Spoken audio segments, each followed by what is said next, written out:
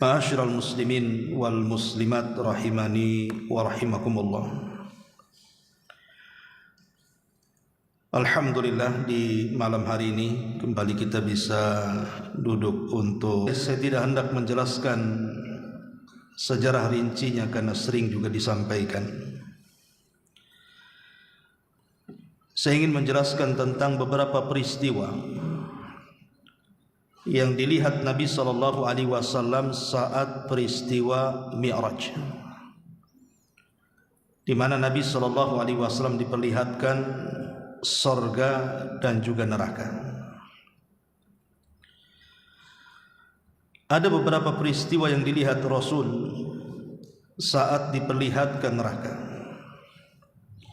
Ini yang kita akan bahas di malam hari ini.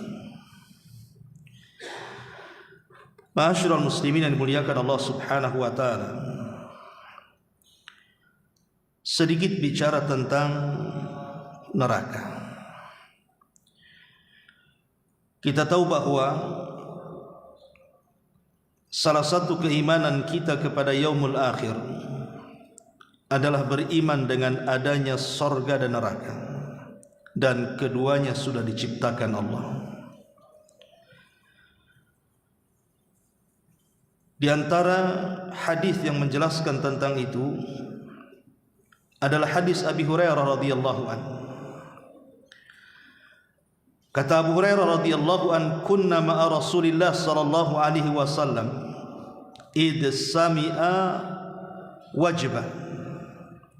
Kata Abu Hurairah, kami pernah bersama Nabi sallallahu alaihi wasallam, tiba-tiba terdengar suara gemuruh yang sangat kencang. Faqala, maka beliau bertanya, hal tadruna ma hadha? Kalian tahu suara gemuruh itu suara apa? Qulna Allah wa rasuluhu a'lam.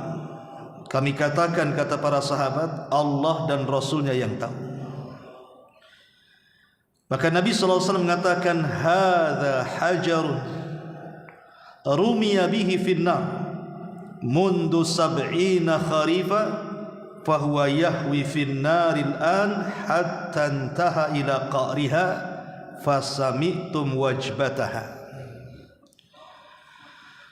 Kata Nabi SAW, itulah batu yang sangat besar yang dilempar ke dalam neraka sejak 70 tahun yang silam. Ia terus melayang ke dalam neraka, dan sekarang hingga ia jatuh ke dalam lubangnya. Lalu kalian pun mendengar dentumannya. Bisa bayangkan, orang kalau jatuh dari titian Siratal Mustaqim, itu baru sampai di dasar jahanam itu setelah 70 tahun lamanya. Artinya neraka ini sesuatu yang sangat mengerikan. Makanya kalau kita lihat orang-orang yang masuk ke dalam neraka, itu digambarkan dalam Quran bagaimana doa-doa mereka. Sebut saja Allah Subhanahu wa taala mengatakan dalam surah Hud ayat 106 dan 107. Allah Subhanahu wa taala mengatakan, fa ammal ladzina syaqu fa fin nari lahum fiha zafirun wa syahid khalidina fiha ma damatis samawati wal ard illa ma syaa rabbuk inna rabbaka fa'alu lima yurid. Maka adapun orang-orang yang sengsara, maka tempatnya di neraka. Di sana mereka mengeluarkan dan menarik nafas dengan merintih karena kesakitan. Mereka kekal di dalamnya selama ada langit dan bumi, kecuali jika Tuhanmu menghendaki yang lain. Sungguh Tuhanmu maha perkasa terhadap. Mereka pun berteriak-teriak di dalam neraka itu. Kemudian mereka mengatakan, ya Rabb kami, keluarkan kami dari neraka. niscaya kami akan mengerjakan kebaikan yang berlainan dengan yang telah kami kerjakan dulu. Jadi penduduk neraka itu meminta kepada Allah dikeluarkan neraka. Mereka berjanji kalau mereka dikembalikan ke dunia, mereka akan beramal saleh. Mereka terus berteriak-teriak seperti itu. Tapi apa jawaban Allah Subhanahu wa taala? Awalam nu'ammirkum ma yatadzakkaru fihi man tadzakkar wa ja'akumun nadhir fadzuqu fama lidh-dhalimin min nasir. Maka Allah Subhanahu wa taala katakan, bukankah telah kami panjangkan umurmu sewaktu di dunia, kata Allah. Kemana saja? Sewaktu kau di dunia itu kemana saja? Makanya Allah mengatakan, bukankah kami telah memanjangkan umurmu untuk dapat berfikir bagi orang-orang yang mau berfikir. Padahal telah datang kepadamu seorang pemberi peringatan, maka rasakanlah azab kami, dan bagi orang-orang zalim tidak ada satupun penolong. Bahkan ketika kemudian mereka pun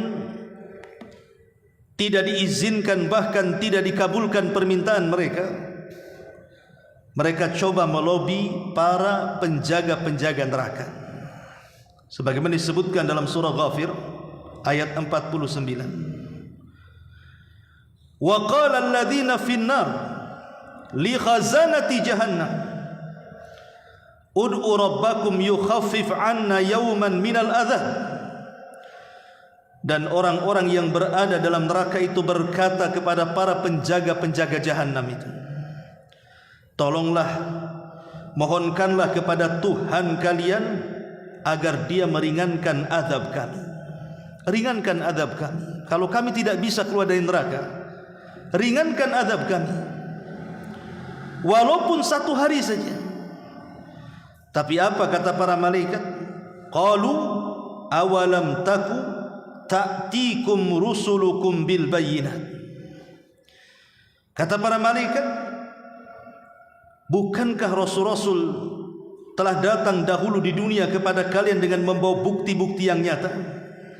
Qalu bala, penduduk neraka mengatakan ya, benar.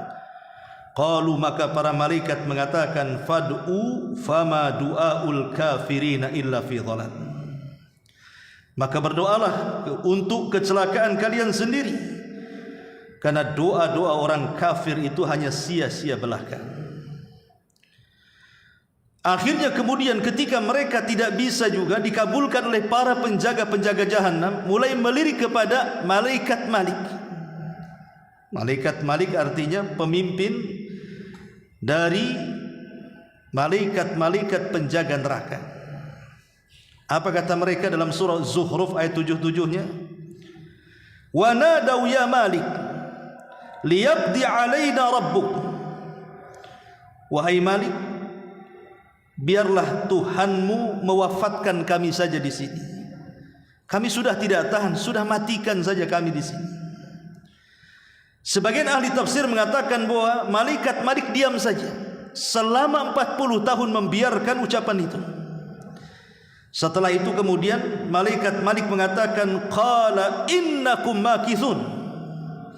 Kata malaikat Malik, sungguh kalian tidak mungkin akan mati dan kalian akan tetap di neraka.